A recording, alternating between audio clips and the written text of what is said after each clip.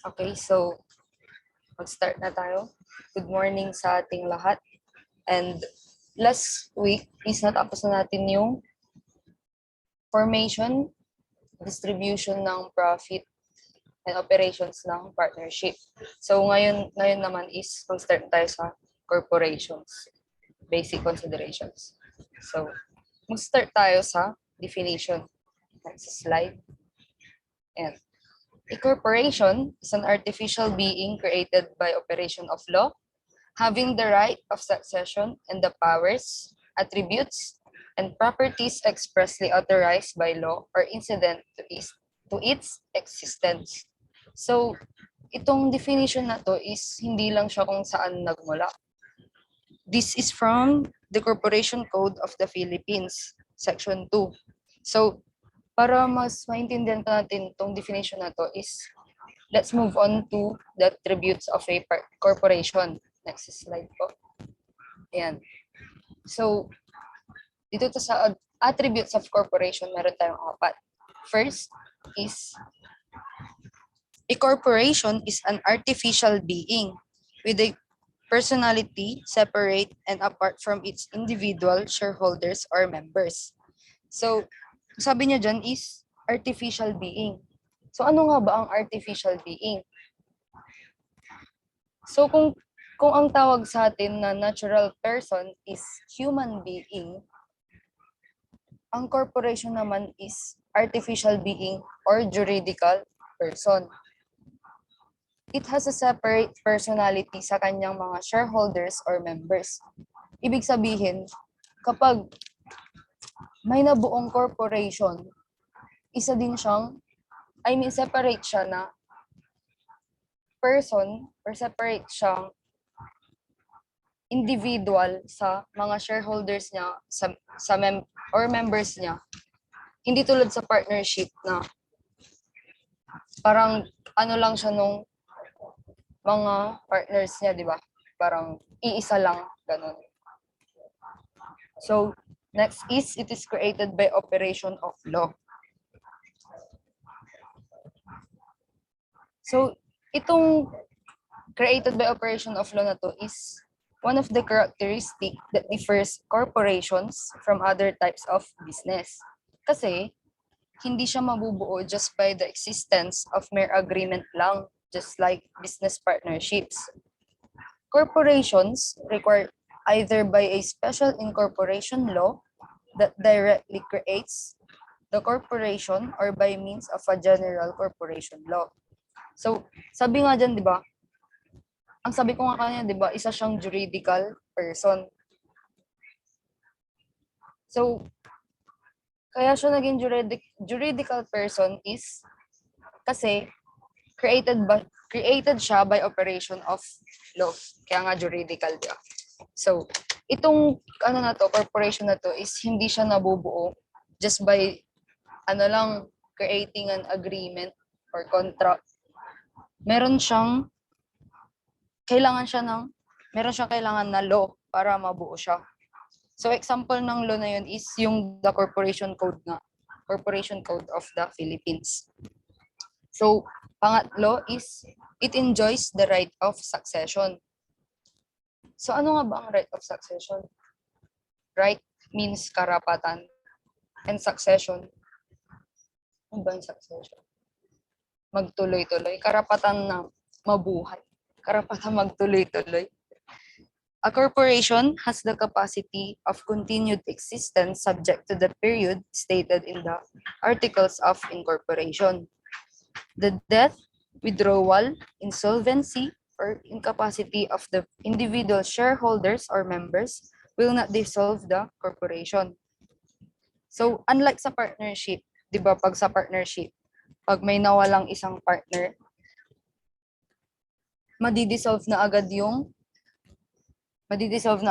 partnership or magle-liquidate na. Dito sa sa corporation, yung death, withdrawal, insolvency, or incapacity ng isang individual shareholders or members, hindi yun yung magiging dahilan para mawala yung corporation. Kaya nga meron siyang right of succession, di ba? Kasi sabi niya dyan, pwede siyang magtuloy-tuloy hanggang dun sa period stated sa Articles of Incorporation. The transfer of ownership of shares of stock does not dissolve the corporation. So, ayun, hindi siya, yung sa transfer of ownership, hindi rin yun yung dahilan para ma-dissolve yung corporation. Kasi nga, kung ano yung nakalagay dun sa Articles of Incorporation na period, yun yung susundin natin. Yun yung ibig sabihin ng right of succession. So, last is, it has powers, attributes, and properties expressly authorized by law or incident to its existence. Meron siyang power or kapangyarihan, attributes, katangian, and properties, ari-arian. Siyempre, expressly authorized by law. So, ibig sabihin, lahat ng meron ang corporation is galing sa batas. Kasi it should be expressly authorized by law, sabi niya nga dyan, di ba? Or incident to its existence. Hindi man sabihin na andun na siya hindi man sabihin andun na siya mismo sa, or part na siya mismo ng corporation simula pa lang nung nabuhay yung corporation. Yung ibig sabihin ng incidents to its existence. So, by this attributes of corporation, mas naintindihan natin yung definition kanina, di ba? Kasi kung napansin nyo, yung definition kanina is yun lang din yung nandito sa attributes of corporation. So, tapos na tayo doon and move on na tayo sa advantage and disadvantage ng corporation. So, sa advantage ng corporation, meron tayong ito. First is the corporation has the legal capacity to act as a legal entity. So, yun nga, di ba, sabi ko kanina, created by law and separate siya sa individual shareholders and members niya. Second is shareholders have limited liability. So the shareholders of a corporation are only liable up to the amount of their investments. Unlike sa partnership, 'di ba kung naaalala nyo, ang isa sa disadvantage ng partnership is yung unlimited liability nila. Ibig sabihin, yung mga partners pwedeng madamay pati yung mga personal properties nila na hindi kasama sa or hindi nila ininvest dun sa partnership. The corporate entity shields them from any further liability. So their personal assets are protected. So ayun nga, 'di ba sabi ko sa corporation, meron siyang limited liability. Ayun yung advantage niya sa ibang mga other types ng businesses. Kasi meron silang shield from any further liability para yung personal assets nila is protektado. This is a particular advantage when a business routinely takes a large risk for which it could be held liable. So next is, it has continuity of existence or perpetual life. There is no limit to the life of a corporation since it can pass through many generations of investors. Diba sabi ko nga kanina, ayun yung sa right of succession. Meron siyang unlimited existence or hindi siya yung existence niya. Kasi syempre, pag naabot na yung period stated dun sa Articles of Incorporation, pwede siyang i-renew. 50 years ata yun na pwede. So, ayun din, isa din yung sa advantage ng corporation sa other types ng businesses. So, next is shares of stock can be transferred without the consent of other shareholders. So, ayun nga, di ba sabi dito, since ownership can pass through many generations of investors. And yung shares kasi ng isang shareholder, kapag gusto niyang ipasa or i-transferred sa ibang shareholders is pwede kasi sa kanya naman yun, di ba? Hindi tulad sa partnership na dalawa silang may-ari nung ano, kaya kailangan pa nung consent. And 'di ba kapag nawala yung isang partner, 'di ba, nadi-dissolve na yung partnership. Pero sa corporation, pwede nilang gawin 'yun kasi sila naman yung may-ari ng shares na 'yun. So, number 5, its management is centralized in the board of directors. 6, shareholders are not general agents of the business. And last is greater ability to acquire funds. Example nitong 7 is yung selling ng ownership through publicly traded stock. They can easily raise fund by selling stock. This access to funding is a luxury the other entity types don't have. So itong ability to acquire funds na to is wala din siya sa ibang other types ng businesses. So, yun, tapos na tayo sa advantage of a corporation. So, lipat naman tayo sa disadvantage. So, meron din tayong 7 disadvantages dyan. So, first is a corporation is relatively complicated information and management. Diba? Complicated yung pagbuo ng corporation kasi may mga ipapasa ka pa na mga documents, parang articles of incorporation. Parang lang din, di ba? Parang kunwari, sa atin na tao, kapag pinanganak tayo, di ba, meron pa tayong parang pa yung birth certificate. Yun, birth certificate sa PSA, di ba? May mga ganun. Sa corporation, meron din siyang ganun. And mas mas complicated siyang buuin kaysa sa other type ng business. So next is there is greater degree of government control and supervision. Kasi nga 'di ba, created by operation of law. Kaya kung ano yung meron siyang law, kung ano yung nandun sa law na yun is yun yung susundin natin. So 3, it requires a relatively high cost of formation and operation. Next is it is subject to heavier taxation than other forms of business organization. So, dito sa 4 na to is depende sa type ng corporation. Kasi may mga iba na yung taxes nila is based sa income. And after which shareholders pay taxes on any dividends received. So income can be taxed twice. 'Di ba yung sa income ng corporation tinataksan na 'yon. So di isang tax na 'yon. Tapos yung dividends na naman na nare-receive ng shareholders, meron ulit tax. Kaya nagkakaroon siya ng parang double taxation din sa part ng kasi sa income ng corporation and yung sa dividends na nare-receive ng shareholders. So, pang-5 is minority shareholders are subservient to the wishes of majority. So, parang ito yung parang majority wins, kung baga, pag gumagawa sila ng mga decision. So, next is in large corporations, management and control have been separated from ownership. Iba yung management dun sa nagko-control.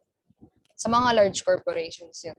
And last is transferability of shares permit the uniting of incompatible and conflicting elements in one venture. So, ayun yung sa disadvantage ng corporation natin. Next slide. Yan. So next is, punta na tayo sa classes of corporations. First is the stock corporation. So stock corporation, corporations which have share capital divided into shares and are authorized to distribute to the holders of such shares dividends, or allotments of the surplus profits on the basis of the shares held. So itong stock corporation na to, meron siyang stock kasi nga, di ba, stock corporation. Itong stock corporation is corporation with a purpose of earning or profit-oriented. Itong stock corporation na to is profit-oriented siya. Parang, kunwari, bumuo tayo ng isang corporation na ang purpose natin is kumita. And dahil ang purpose natin is kumita, and di ba sa corporation, ilan tayong may-ari, ilan tayong shareholders doon.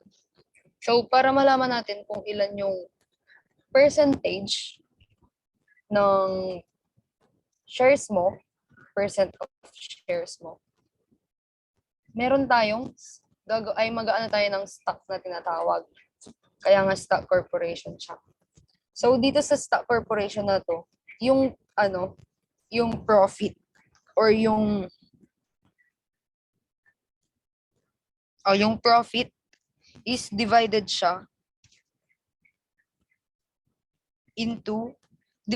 kung ilan yung percentage mo, percent ng stocks mo.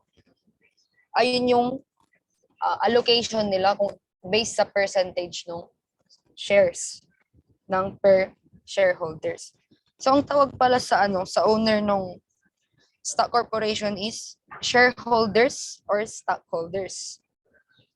So yun lang sa stockholders. And sa next naman is yung non-stock corporation. A non-stock corporation is one where no part of its income is distributable as dividends to its members, trustees, or officers.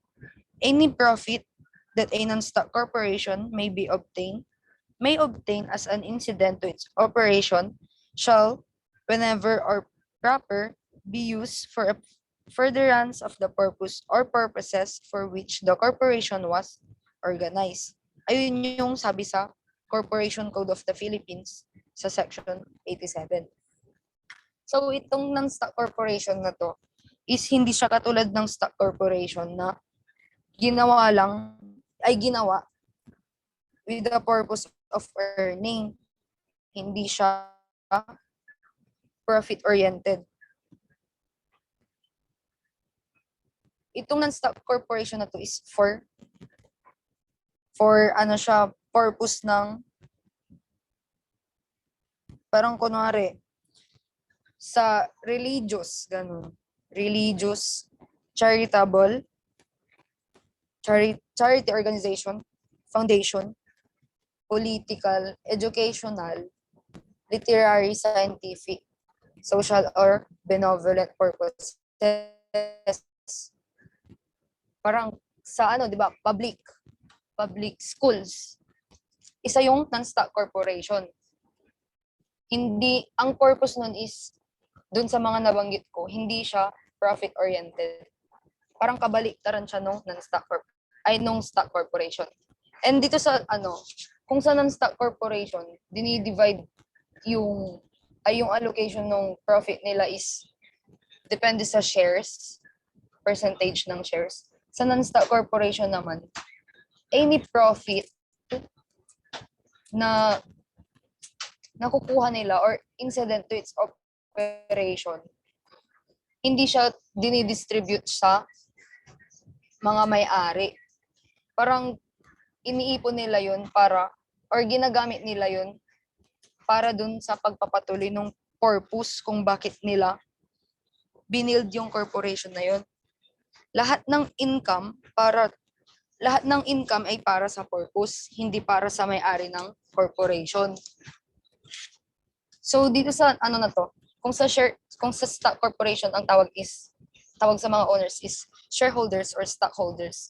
Dito naman sa non-stock, kasi di ba non-stock nga, di walang stock. Hindi siya pwedeng tawagin na non-stockholders or non-shareholders. Kaya ang tawag sa mga owner na andito is members, trustees, or officers. Di ba? Ayun yung, kung narinig nyo kanina sinabi ko, ang nabanggit ko kanina is members, trustees, and officers. So, ano ba? Nagigets ba yung pinag-explain ko dito sa stock or non-stock or nalilito pa? May mga clarifications ba?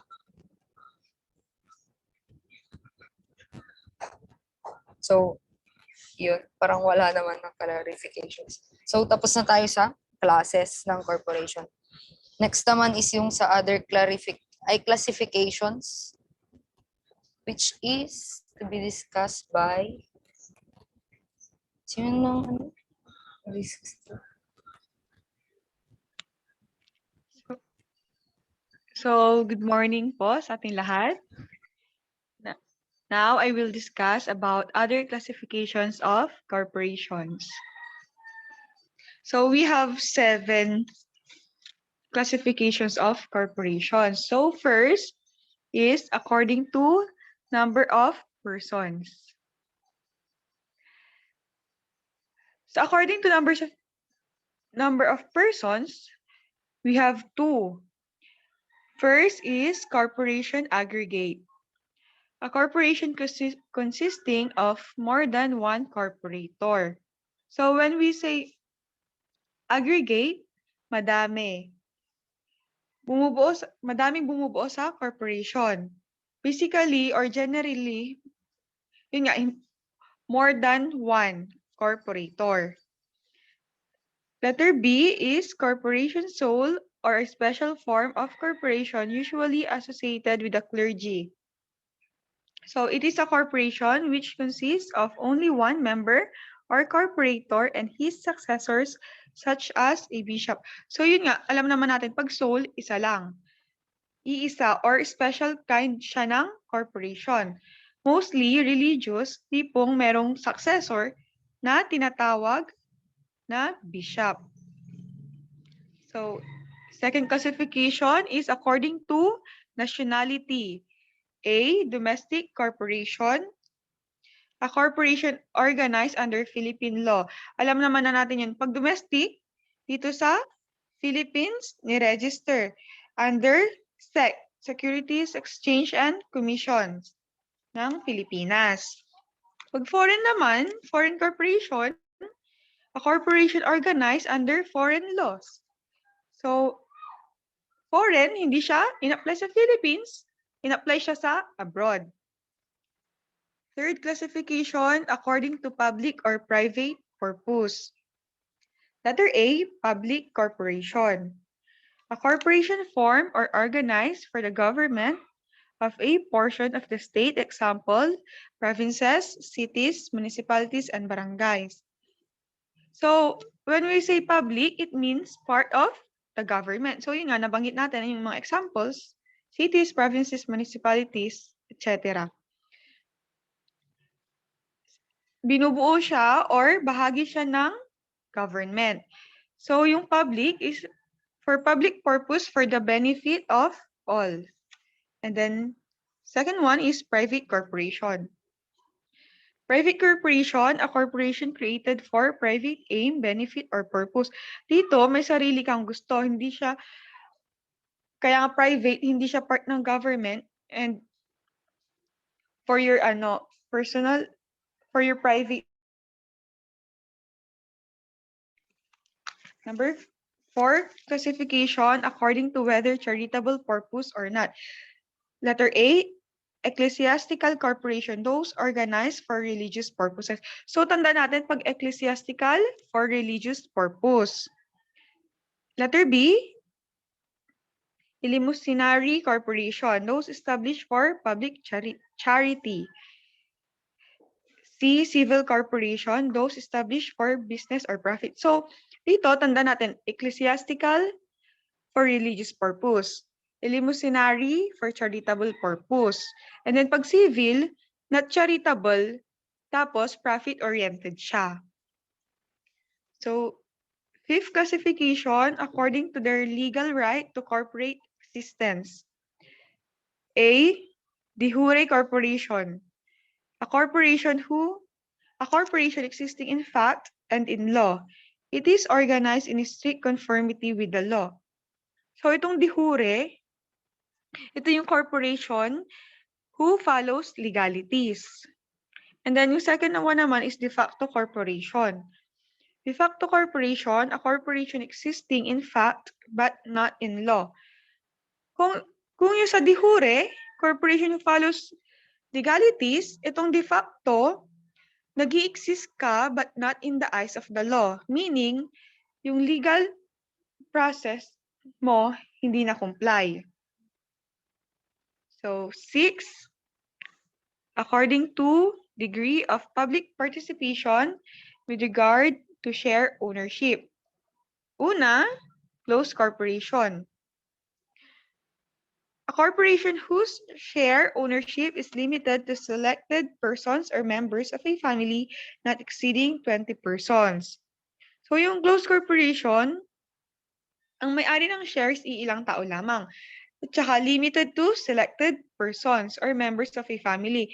Gusto mo, kamag-anak mo, either asawa mo, anak mo, kapatid mo, or yung mga close friends mo. And then, yung open corporation naman, a corporation where the share is available for subscription or purchase by any person. So itong closed corporation,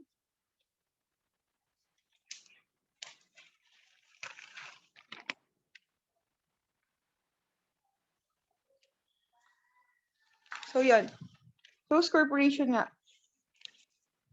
may-ari is ilang tao lamang.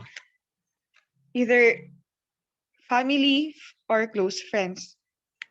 Tapos sa open corporation naman na po tayo. Sa open corporation naman, a corporation where the share is available for subscription or purchase by any person. Kahit sino na gustong sumali dun sa corporation na yon, kahit hindi nila kamag-anak o kakilala, okay lang. Kasi nga open. Kaya sinasabing according to degree or public participation. Kahit sino na gustong makiisa, pwede dun sa corporation na yon. And then letter C, publicly held corporation. A corporation with a class of equity securities listed on an exchange or with assets in excess of 50 million pesos and having 200 or more holders, at least 200 of which are holding at least 100 shares of a class of its equity securities. So itong publicly held corporation, meaning sobrang madami na or malaki na yung corporation. Publicly held, if you are listed na sa isang exchange or yung tinatawag nating Philippine Stock Exchange. Kumbaga, yung mga top 100, yung mga pinakamalaking corporation sa Pilipinas na nasa Philippine Stock Exchange, sila ay publicly held. Or yun nga, sinasabi dito na yung asset ng corporation umabot na ng 50 million at ang kanilang shareholder at least 200 at ang bawat isa ay may at least 100 shares.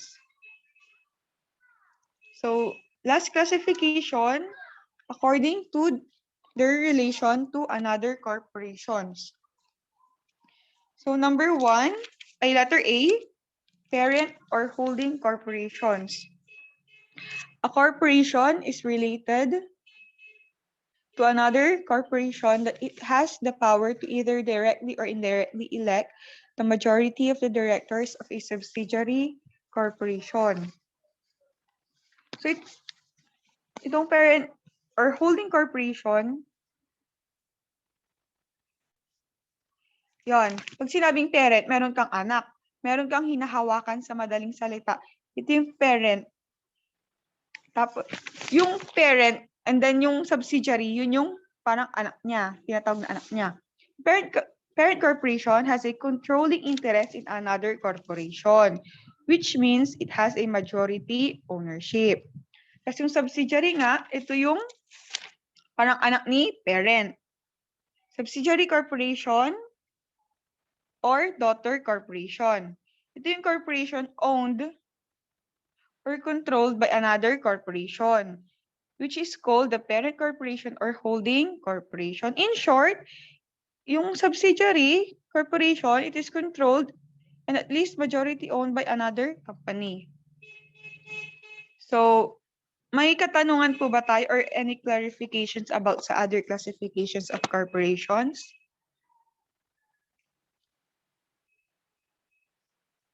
Any clarifications po or kung may questions po? So, kung wala po, pagpapatuloy na po tayo. Dito na po tayo sa steps in the creation of a corporation. So, meron po tayong 3 steps in the creation and organization of a corporation. Namely, first is promotion. Promotion, it is the process of bringing together the incorporators or the persons interested in the business of procuring subscriptions or capital for the corporation and of setting in motion the machinery that leads to the incorporation of the corporation itself. So itong promotion, it is the first stage in the formation of a corporation. Yon, it involves conceiving a business opportunity and taking an initiative to form a corporation. Thus, it also refers to the entire process by which a corporation is brought into existence. It starts with conceptualization of the birth of a corporation and determination of the purpose for which it is to be formed. So yon, una, magko-conceptualize tayo kung paano nabuo yung corporation. Tapos, kailangan alam natin yung purpose. Then the second step is incorporation. A, verification from the records of the Securities and Exchange Commissions that the proposed corporate name is not the same or similar to an existing corporation. The corporate name shall contain the word corporation or incorporated or the abbreviations corp or INC, respectively. The corporate name of a foundation shall use the word foundation, a term that describes the business of a corporation in its name should refer to its primary purpose. So itong sa letter A, yun nga, ascertaining availability of name. Dapat, kapag nag-isip tayo ng name ng corporation natin, wala siyang kapareho kasi i-register po natin yon. So, importante na pag-isipan mabuti and i-check kung may kapareho na or wala kasi hindi po pwedeng may similar to an existing corporation. Tapos yun nga, yung corporate name, dapat lagyan natin ng corporation or incorporated. Or yung pwede natin gamitin yung mga abbreviations na corp or inc, INC, in short nung corporation tapos incorporated. So letter B, drafting and execution of the articles of incorporation by the incorporators. Yon. Dito, merong person elected as temporary treasurer. Tapos yun, yung person elected as temporary treasurer, dapat mag-execute siya ng affidavit regarding dun sa share of capital subscribed, tapos yung paid up. Tapos yung treasurer the treasurer should also submit a sworn statement of assets and liabilities of the corporation. So dito, you will be required to submit the following articles of incorporation and bylaws, tapos yung treasurer's affidavit signed by the incorporators for notarization. Letter C, deposit by the treasurer of the cash paid of shares subscribed in the bank in the name of the treasurer in trust for and to the credit of the corporation. Tapos dito naman yon, ipapangalan siya sa treasurer in trust, pero makikredit siya sa corporation. Yung bank required to issue a certificate of deposit para yun yung maging proof. And then letter D, filing of the articles of incorporation with the SEC together with treasurer's affidavit, statement of financial position, certificate of bank deposit, and certificate as to the name of the corporation. So dito, file na yung articles of corporations. Kasama nung kanina, yung sa letter B, yung treasurer's affidavit. Tapos also, meron na din ditong statement ng financial position. Tsaka yung in-issue sa letter C na certificate of bank deposit. So, ifa-file na yung mga requirements na yon. Tapos letter E, payment of the filing fees for the AI, for the articles of incorporation, equivalent to 1/5 of 1% of the authorized capital stock of the proposed corporation, but not less than 1% for by laws. 510 pesos. For SEC form F100, 2,000 pesos, and a legal research fee, which is 1% of the filing fee for the AI. So yun sa sa payment of filing fees, meron tayong mga percentage na kailangang sundin dyan. Letter F, endorsement from the government agencies if the proposed corporation will engage in an industry regulated by the government, other requirements for corporations with foreign equity, and additional requirements based on the kind of payment of subscriptions. And letter G, issuance by the SEC of the Certificate of Incorporation. Dito sa G, yung Certificate of Incorporation, if the registrar is completely satisfied that all requirements have been fulfilled by the company that is being incorporated, then he will register the company and issue a certificate of incorporation, definite proof that all requirements of the act have been met. So, last step, so formal organization and commencement of business operations. Next slide po.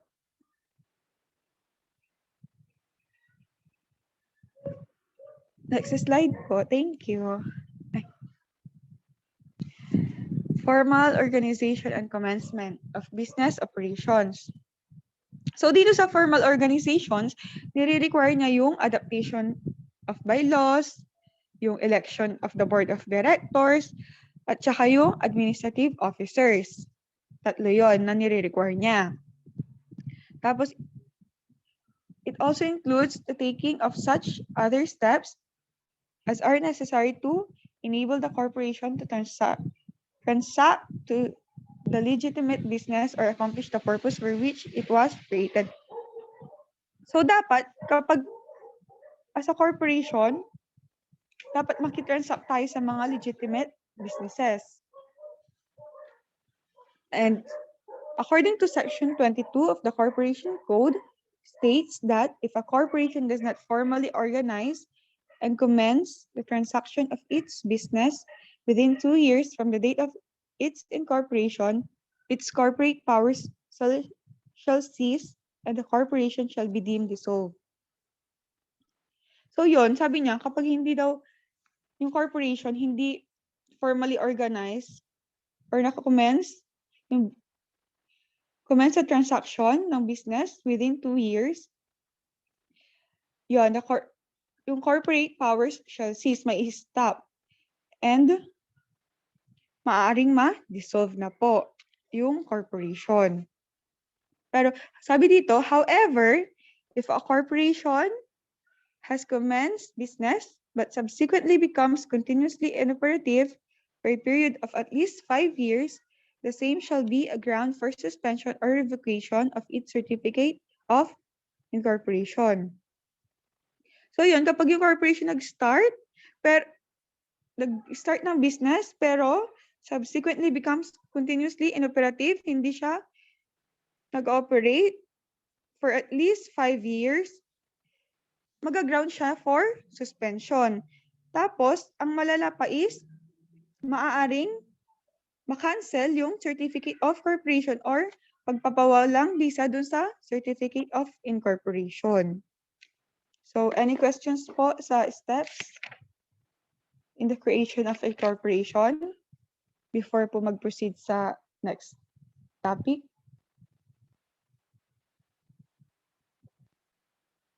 So, wala pong questions or clarifications. So, Next topic na po is Articles of Incorporation to be discussed by Miss Daphne. Thank you po. So, thank you, Miss Aviles. So, let's move on to the Articles of Incorporation. So, ano nga ba itong Articles of Incorporation? The Articles of Incorporation, sometimes called a certification or the formation or a charter. It is a set of documents or the formal documents filed with the government body to legally document the creation of a corporation. So this type of legal document contains yung general information about doon sa corporation na gusto nating i-form, such as business name and location. And then these articles of corporation are easy to confuse with bylaws, which lay out the rules and regulations that govern a corporation and help to establish the rules and duties of the company's directors and officers.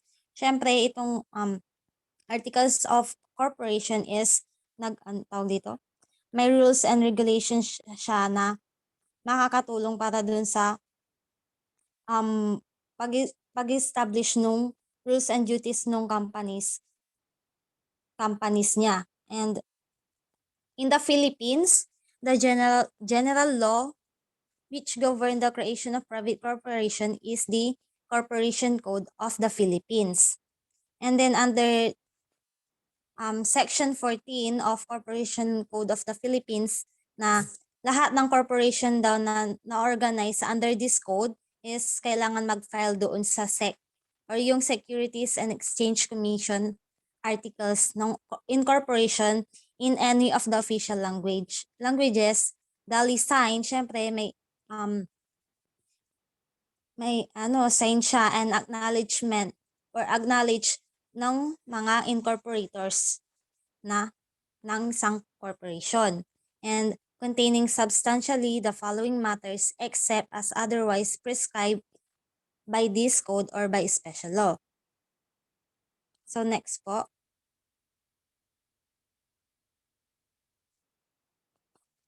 So ito yung mga tawag dito, kailangan i-consider doon sa may Articles of Incorporation. So yung una is syempre yung name of the corporation. Hindi siya mawawala. Second is yung specific purpose niya or yung purposes niya for which the corporation is formed. Syempre, hindi ka magpo-form ng corporation kung wala kang purpose. Kailangan na may purpose. And then number 3 is the principal place of business which must be within the Philippines.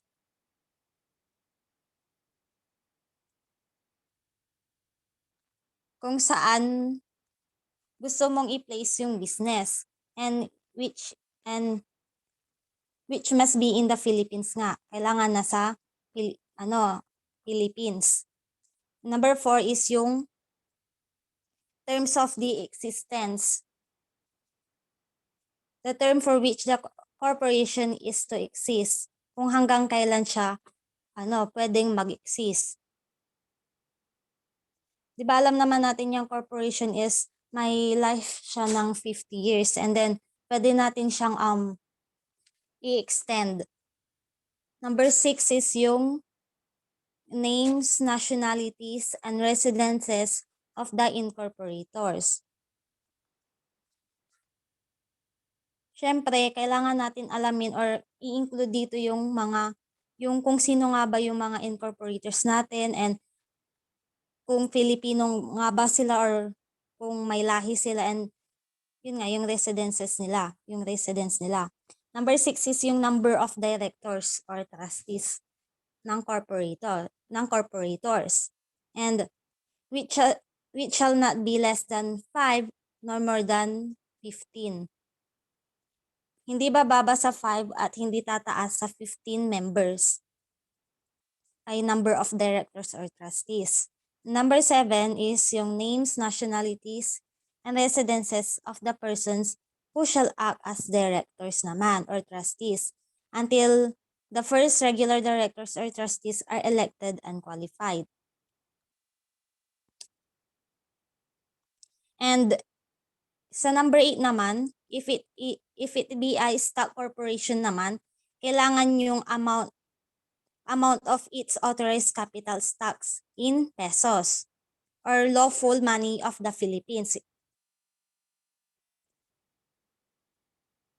And the number of shares into which it is divided. The number of shares daw ng mga shareholders which it is divided. And yung pangatlo doon is yung kapag stock corporation is in case the shares are par value share naman, yung par value of each share ng mga shareholders or ng incorporators.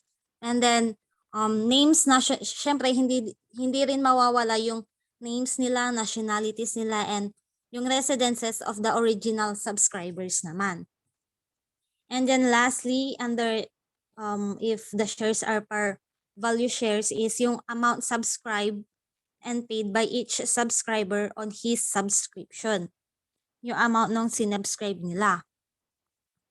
Nung each subscriber. Each, hindi lang yung isa, kundi lahat sila, each. So, in case naman, kapag no par value naman, the articles need only state such fact and yung number ng shares into which said share capital is divided. Number of shares ng share capital, ng nasabing share capital nila.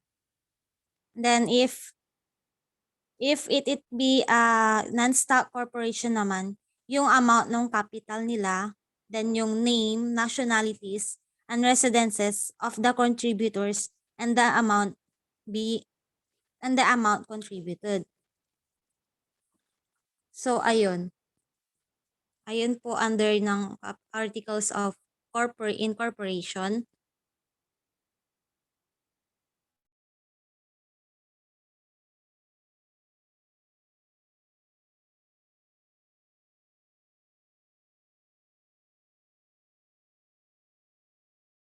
So next na po tayo dun sa bylaws.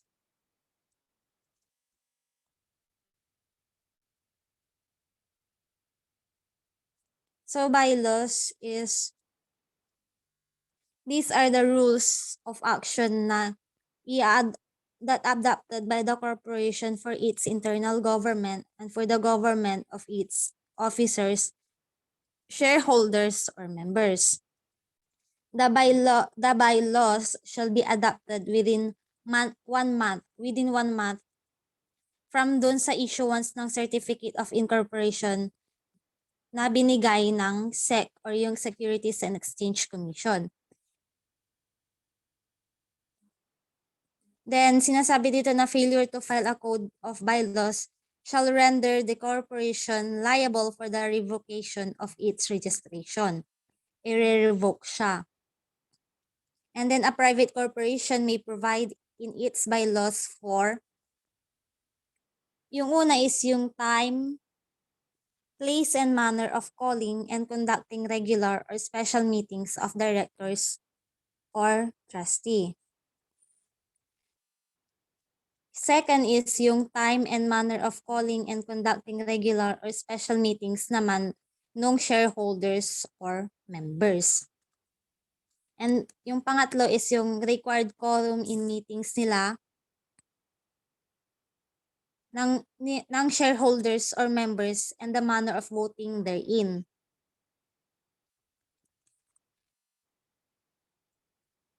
Dito sa number 3, yung the manner of vote, yung required quorum ng meetings and of shareholders or members and the manner of voting therein is yung kung ilang yung quorum na nire-required per meeting ng shareholders or members. Dun shareholders or members. In number 4, the form for proxies or shareholders and members and manner of voting them. Dito naman, yung for proxies naman na kung hindi makaka-attend yung shareholders or members. And first 5 is yung qualifications, duties, and compensation of directors or trustees, officers, and employees. Kung ano yung duties nila and yung compensation na kailangan gawin ng directors or trustees or officers, and syempre yung isa may employees. And then yung 6 is yung time for holding the annual election of directors or trustees and the mode of manner of giving notice thereof. Number 7 is yung manner of election or appointment and the term of office of all officers other than directors or trustees. About doon sa election or yung appointment na appointment nung all officers other than the directors or trustees. Parang naka-focus lang siya dun sa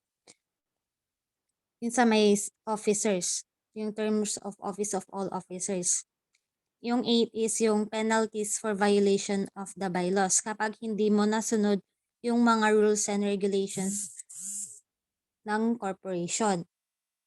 Siyempre may penalty siya pag nagkaroon ka ng violation doon.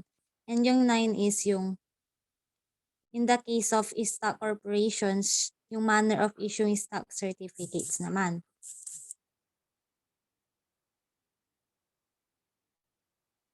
Siyempre, sa mag-i-issue ka nung stock certificates under this corporation. Yung last is yung such other matters as may be necessary for the proper or convenient transaction of its corporate business and affairs. Ayun, dito muna tayo magtatapos. Yung next session natin is sa Saturday po.